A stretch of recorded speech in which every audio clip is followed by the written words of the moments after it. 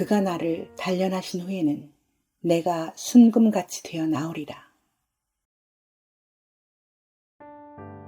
그날도 변함없이 주일 오후 찬양 예배를 인도하고 내려와 자리에 앉았는데 갑자기 머리에서 너무나 크게 또렷이 욕이 생각났습니다. 이게 뭐지?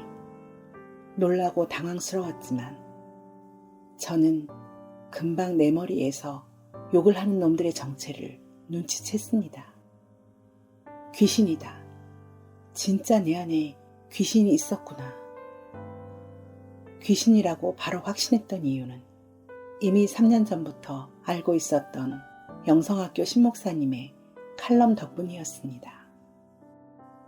영성학교 카페를 알고 있었고 칼럼과 여러 코칭 후기들을 보고 집에서 기도하면서 아랫배에 힘주고 하나님을 간절히 부르는 기도와 회개로 하루하루를 보내고 있었던 때였습니다. 갈급하고 갈급했던 저에게 영성학교 카페와 목사님의 말씀은 오아시스 같았습니다. 돌려서 어렵게 말하지 않고 직설적이고 명쾌해서 좋았습니다.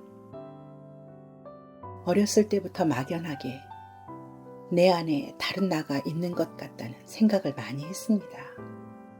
자꾸 거짓말하고 사람들에게 잘 보이려고 갖가지 포장을 하고 하지 말아야 할 일인데 어느새 나는 그 일을 하고 후회하고 저의 선택은 언제나 그렇게 후회와 실패뿐이었습니다. 엄마가 제가 교회 다니는 것만큼 공부를 했으면 서울대를 갔겠다고 할 만큼 난 하나님을 믿고 교회를 열심히 다니는데 왜 이렇게 살까? 행복하지 않았던 우리 집. 술 먹고 비틀거리는 아빠를 동네에서 마주치면 전봇대 뒤에 숨었고 집에선 술 취한 아빠를 보고 싶지 않아 자는 척했고 엄마는 냉랭했고 무서웠습니다. 늘 엄마 아빠의 따뜻한 사랑과 표현에 목말랐고 불행해 보이는 엄마에게 착한 딸이 되고 싶어 노력도 했지만 노력으로 안 되자 나중에는 거짓말하고 속이기도 하면서 어느새 저는 거짓과 위선의 삶을 살고 있었습니다. 교회에서는 나를 칭찬해주고 예뻐해주고 인정해줘서 좋았는데 그럴수록 더 열심히 충성되게 했던 희생적인 신앙행위는 오히려 점점 더 하나님께 관심이 없게 만들었습니다. 세상에서도 다 아는 착하고 좋은 이미지로 대표되는 교회 오빠랑 살면 행복할 줄 알았는데 제가 만난 교회 오빠는 착하지도 않았고 결혼해서 진짜 외로움이 무엇인지 알 정도로 행복하지 않았습니다. 또 잘못 선택한 직업은 빚까지 지게 하며 저를 점점 깊은 수렁으로 이끌었습니다. 그런데 잊을 수 없는 2014년 그 해의 어떤 일을 계기로 저는 제가 죽으면 지옥 가겠다는 확신이 들었고 이대로 살면 안 되겠다는 생각에 남편과 어린 자녀와 매일같이 가정예배를 드리며 회복하고 싶어 애쓰고 있었던 중에 오아시스를 만나게 된 거였습니다. 사실 남편도 그 즈음부터 조금씩 착해지고 있었고 관계도 많이 회복되어 가는 중에 저에게 귀신이 드러났던 거죠. 그렇게 저는 귀신의 도움으로 영성학교에 오게 되었습니다. 영성학교 가기 전 혼자 기도할 때 한 달 정도 침이 많이 나왔고 축출기도 시간에 헛구역질과 기침이 좀 나온 것 외에 이후로는 별다른 증상이 없었습니다. 제가 영성학교 가고 한 달 조금 지나서 생각지도 못하게 참 감사하게 남편도 아이도 함께 훈련을 받게 되었습니다.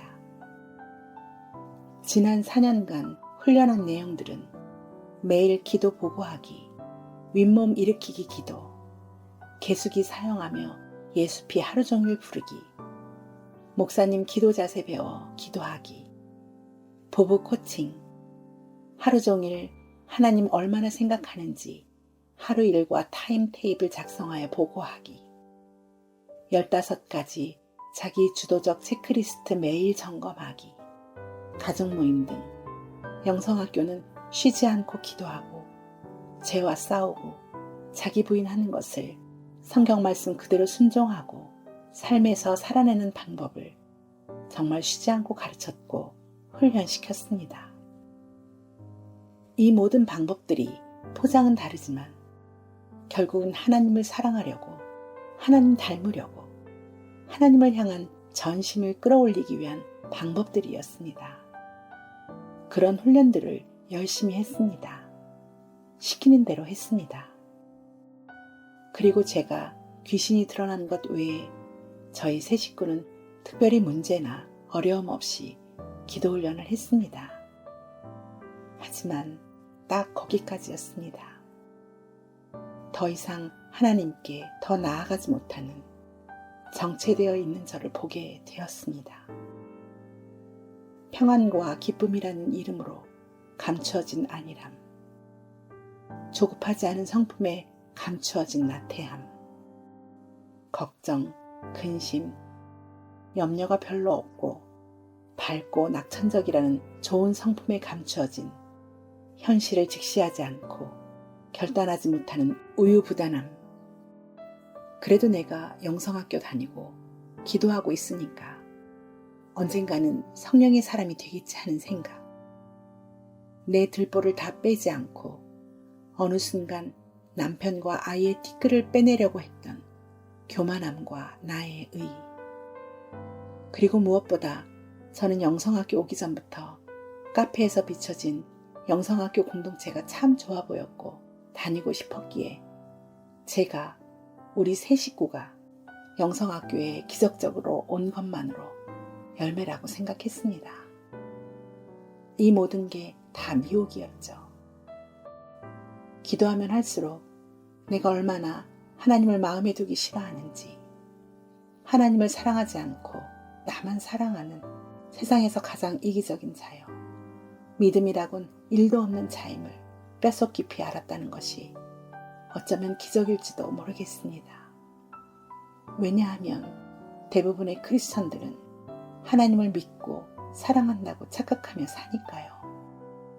그 어마어마한 기적을 매일같이 경험하고도 광야에서 이스라엘 백성들이 불평불만하고 모세에게 대들고 우상 섬기는 장면에서 어머, 진짜 미쳤다, 미쳤어. 아니 도대체 얘네들 왜 이러는 거지? 했는데 미혹된 이스라엘 백성들이 제 모습이고 인자가 올 때 믿는 자를 보겠느냐 하신 말씀이 내게도 해당되는 말씀임을 알며 천국은 들어가기를 애써도 들어가기 힘들다는 말씀도 내게 해당되는 말씀임을 이제는 가슴 깊이 알며 인정하게 됐습니다. 그러나 너무 좋으시고 선하신 하나님은 어쩌면 교묘히 감추어져 있어서 드러나지 않아 미혹된 채로 이 기도를 하면서도 지옥 갈 수도 있을 뻔한 우리 가족을 작년 겨울부터 시작된 아이의 반항과 방황을 통해 문제를 드러내 주셨고 수술할 기회를 주셨습니다. 감사합니다. 아이를 통해 하나님의 마음을 조금이나마 느끼며 몇 달을 눈물로 회개하며 통곡했습니다. 불순종하고 내 마음대로 사는 것이 얼마나 큰 죄인지, 내가 얼마나 하나님 마음을 아프게 하고 하나님을 기만했는지, 아이가 제게, 우리 부부에게 하는 말과 행동과 태도가 하나님께 제가 그동안 했던 모습이었습니다. 아이의 죄를 저의 죄로 그대로 동일시하며 아이가 나쁘게 행동할 때마다 제가 회개했고, 모세처럼 제가 아이 대신 지옥 가겠다고 살려달라고 애원했고, 저와 아이에게, 우리 가족에게 고난과 고통을 달라는 기도를 하게 되었습니다. 고난과 고통을 통해서라도 하나님을 만날 수 있다면, 하나님 앞에 바로 설 수 있다면 그것이 복임을 알기 때문입니다. 이 과정에서 아이의 문제가 모두 남편 탓이라는 생각과 우리 부부가 영성학교에서 학생들과 청년들을 맡고 있는데 정작 내 자녀가 이런 상태인데 너는 부끄럽지도 않느냐고, 자격 없는 거 아니냐고, 영성학교와 목사님의 사역에 피해를 입히는 거라고 참수하는 귀신들이 넣어주는 생각과 싸우는 과정에서 넘어짐도 있었습니다.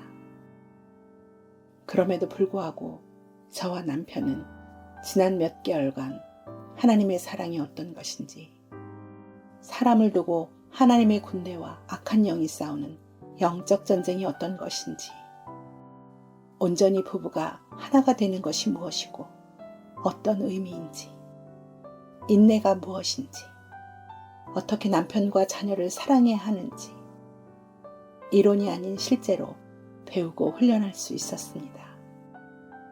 정말로 빡세게 훈련시켜 주신 하나님 감사합니다. 우리 아이는 하나님께 맡기고 저는 이제 영성학교의 모든 아이들을, 학생들을, 청년들을 품겠다는, 그들을 품고 섬기고 사랑하겠다는 고백을 드립니다. 더 나아가 마지막 때가 다가올수록 세상에 유리하고 방황하는 자녀들이 더 많아질 텐데 우리 부부가 그 아이들을 하나님의 사랑으로, 예수님 닮은 모습으로 품고 영혼 구원의 도구로 쓰여지길 소망하며 기도하고 있습니다.